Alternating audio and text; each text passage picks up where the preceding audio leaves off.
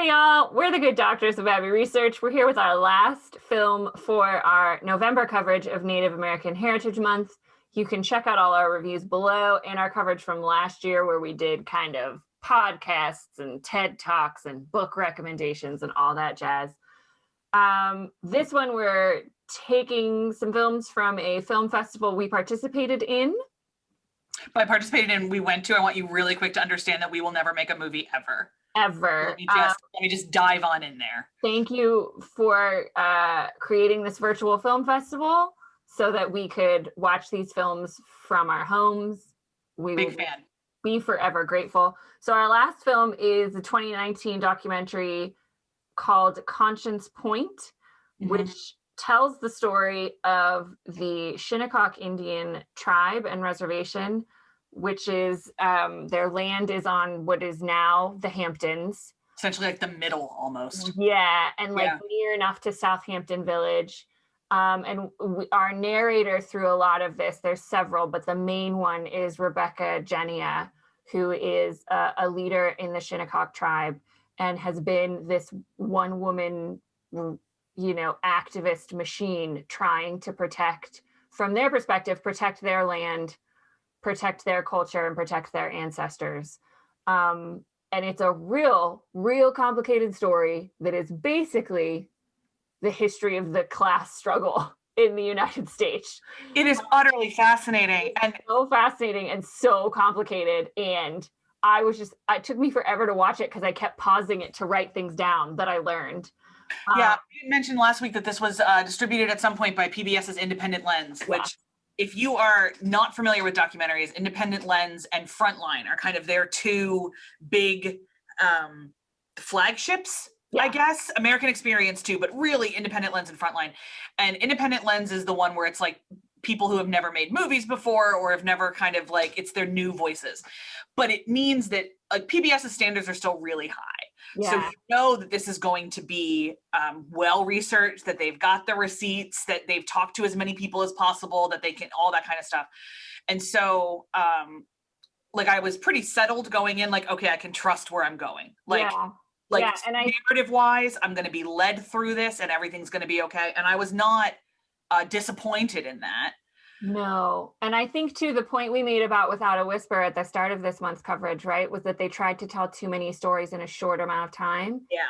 They told a lot of different stories, like kind of this big overarching one about what the Shinnecock people are trying to do and all of the machinations therein.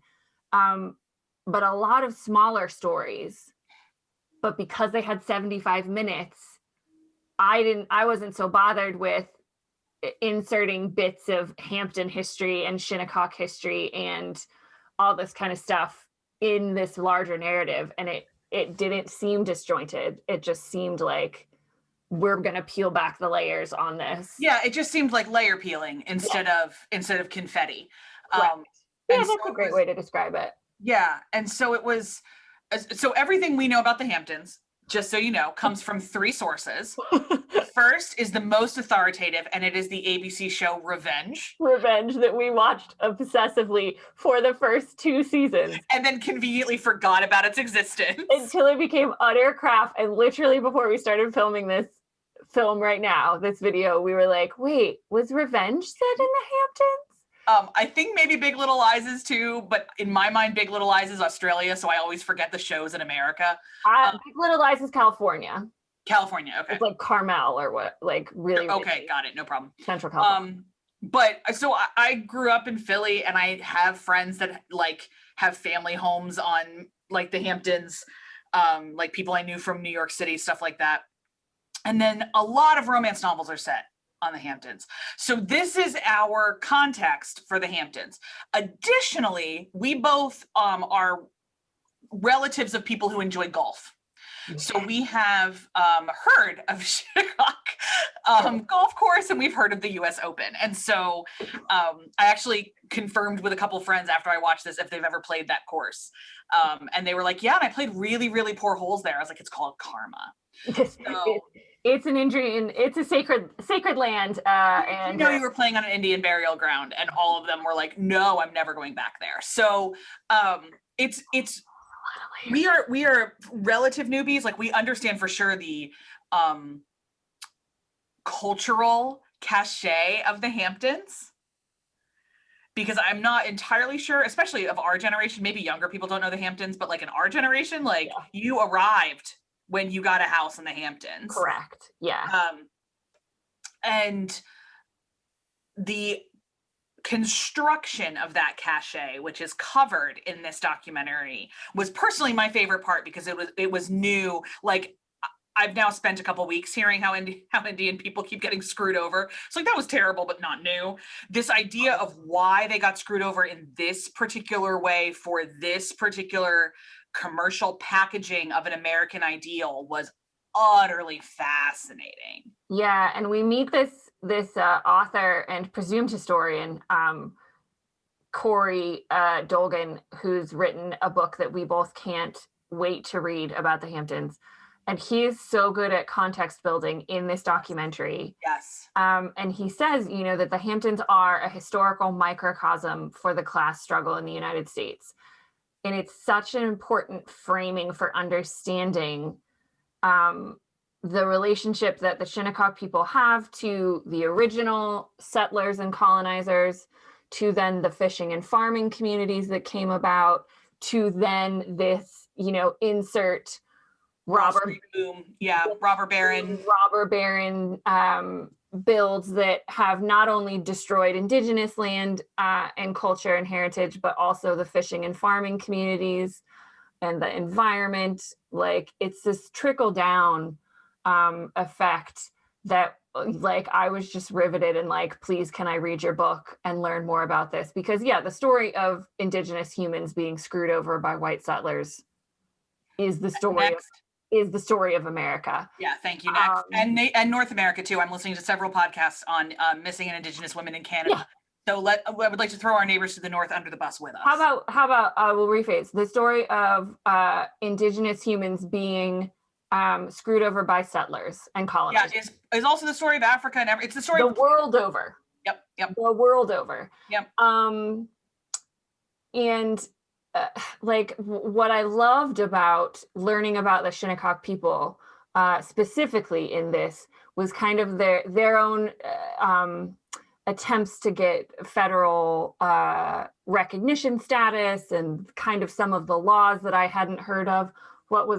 I forget the Non-Intercourse Act. Yeah, the one about the train. Yeah, like, great name, which basically said like the U.S. Congress could never take away native land, but then without native consent, which we did it anyway. So then pretty sure we violated that like every day in the 1800s. All the time. And I the one tribal leader, and I don't remember his name, but he was awesome, who kind of gave the tagline for this film, said like, we in 1640 we gave the settlers 8 square miles and we've paid for it ever since.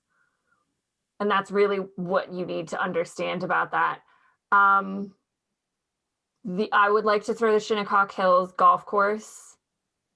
I would like to set it on fire. The inner anarchist in me, and for me, is a microcosm of a lot of indigenous issues, kind of appropriation and erasure. So they took the name Shinnecock. They took this amalgamation of a native person as their logo. They took the sacred land and built a golf course on it, desecrating remains during the process, and then made a whole crap ton of money off of the blood and backs of these indigenous peoples, and have never given a penny to the Shinnecock people for any of this. And certainly they made a boatload of pennies with the 2018 US Open. So if you haven't heard about Shinnecock Hills Golf Club and you are a golfer, we would advise you to stay away and find another place to golf. But I'm not surprised that your friends had problems golfing on land that is clearly a really difficult course too. Like, it's not hard either. No, I mean, if it's a US Open course, it's really US Open course. Yeah, none of my friends are that good. Let us be very clear. But I would also not be surprised if the ancestors mucked around with them. Yeah, a lot of balls out there. So no, none of my friends are very good golfers. Yeah. Yeah. So I think all of this, like and one of the things we learn from pretty much every Indigenous story we come across is the importance of land and ancestors Yeah. and relations. And there's a great podcast that we recommended last year that I love called All My Relations. And this phrase that exists in almost all Indigenous languages that means like all your engagements with all things. Yeah. So not just my relations like my cousin, like your relations with everything. Is a framework for understanding, Indigenous perspectives on land and life and culture. But to frame it within capital development and this like weird, American idea of excess and equity was just like, I want revenge to actually cover this. To tell this story. I want a TV show that dramatizes this. Well, until then, we'll have to live with this excellent documentary. We definitely recommend it. Definitely, even just for nothing else but our new favorite historian. Yeah. And if we do ever get around to reading that book in our giant piles of other books we have to read, we will make sure to tell you guys about it. Yeah. So that wraps up our Native American Heritage Month coverage for this year. And where are we heading next month, Dr. Hinson? Oh my gosh, I don't even know what we're doing for December. Let me check because it's going to be something. And I should have checked before this video. So bear with me while I mean, we're definitely heading into Hallmark Christmas movies. So we are heading into Hallmark Christmas movies. We're in the middle of the start actually of our Crown coverage. So many videos, guys. If you like us, you are welcome. Let's see what we've got going on in December. Maybe we'll decide right now. Danish Heritage Month. I think we decided what we're going to do. Yes, we have. We're going to be covering several, a couple documentaries, but also a couple like feature films that have been made in Denmark. Denmark has actually won the American Academy Awards for foreign film on several occasions. So I am half Danish. My father's entire side of the family. We have covered a lot of Dr. Hinson's heritage in our Irish history on Heritage all the time. But I am half Danish and half Scottish. So as we move forward, we are going to try to talk more about Denmark and Scotland because they have really amazing histories, and particularly for gender stuff, really, really amazing women that we would love to talk about. So we'll see you and I will tell you also at some point in time about the Danish Christmas traditions that my family has carried as part of the Danish diaspora. So that will 100% be a part of our Heritage Month coverage, but we'll see you in December to learn more about the Danes. Bye, guys. Bye.